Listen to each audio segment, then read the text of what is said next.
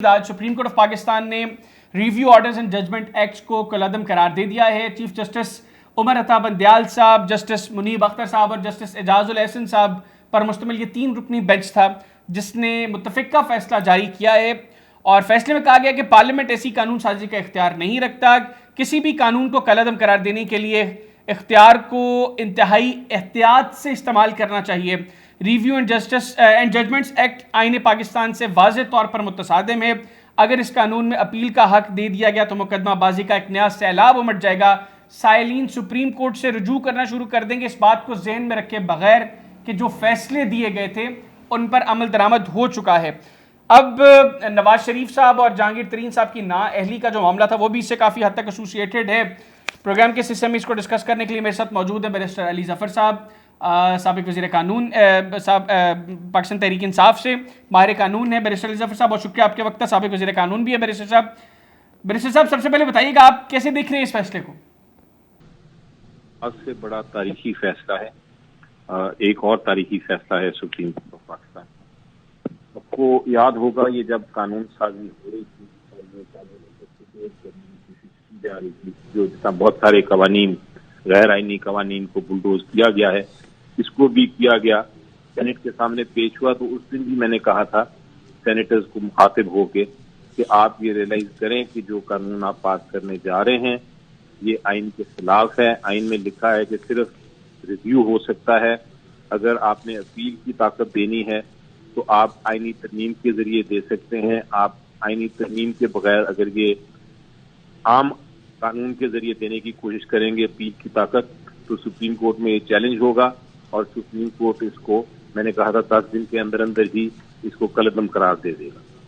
और लेकिन सेनेटर्स ने बहरहाल नहीं सुना बात और वो ये बुलडोज हो गया ये कानून भी।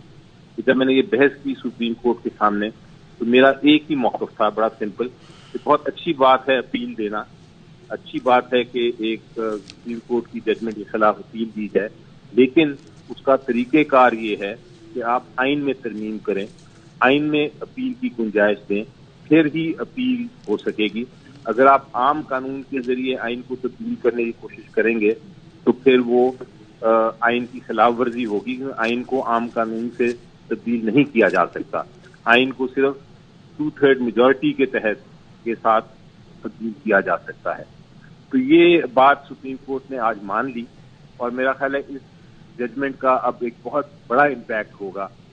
एक तो जितनी नवाज शरीफ साहब, एक कानून का आइडिया ये था कि नवाज शरीफ साहब की जो नाअहली थी और बाकी लोगों की नाअहली थी, वो उसके खिलाफ एक और किस्म की अपील की गुंजाइश पैदा करने की कोशिश की गई थी। अब वो गुंजाइश खत्म हो गई। और नंबर 2, ये कोशिश की गई थी कि वो जो 90 दिन का टाइम पीरियड इलेक्शन का सुप्रीम कोर्ट ने कहा है कि वो एक्सटेंड नहीं हो सकता, उस जजमेंट को चैलेंज करने की कोशिश की गई थी, वो भी अब चूंकि नहीं हो सकती। तो इसका इम्पैक्ट ये होगा कि आने वाले वक्त में जो नेशनल असेंबली के इलेक्शंस हैं वो 90 दिन से आगे उसमें ताखीर नहीं हो सकती, चाहे सेंसस का एक्सक्यूज हो या कोई और एक्सक्यूज हो।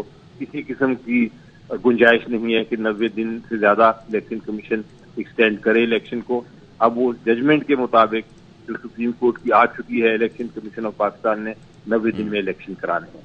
इसलिए मेरा ख्याल है ये बड़ा टाइमली जजमेंट है, तारीखी जजमेंट। सुप्रीम कोर्ट के सामने इलेक्शन कमीशन ऑफ पाकिस्तान भी था मौजूद और फेडरेशन भी थी और दोनों ये कह रहे थे कि हमने ये अपील की गुंजाइश ये पैदा की है कि हम चाहते हैं कि इलेक्शन एक्सटेंड हो, लेकिन सुप्रीम कोर्ट ने वो बात अब नहीं मानी। मुझे ये भी बताइएगा बैरिस्टर साहब कि नवाज शरीफ साहब और जहांगीर तरीन साहब की जो नाअहली है उसके ऊपर क्या असर पड़ेगा इस फैसले का?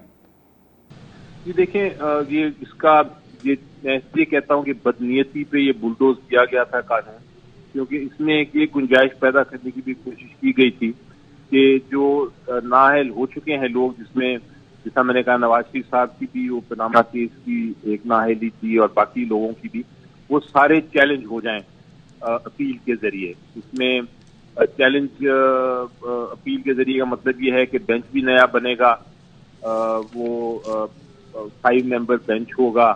अगर 3 मेंबर बेंच से फैसला किया हुआ है, नए जजेस होंगे और उनके पास वो बिल्कुल वो अपील की गुंजाइश होगी, यानी कि वो अज़्ज़र 9 केस को फैसला कर सकते हैं।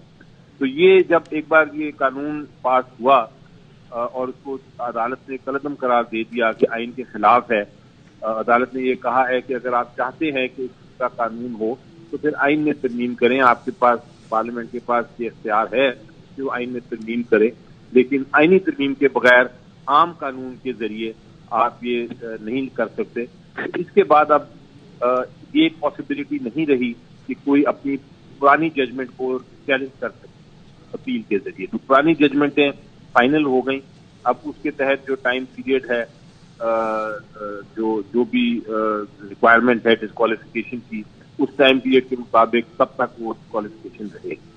بہت شکریہ بیرسٹر علی ظفر صاحب, ممتاز ماہر قانون, سابق وزیر قانون ہمارے ساتھ موجود تھے. ناظرین, سینٹر بیرسٹر علی ظفر صاحب کی گفتگو آپ نے سنی. آج کے پروگرام سے مجھے اور میری ٹیم کو اجازت دیجیے. اللہ حافظ. پاکستان زندہ باد.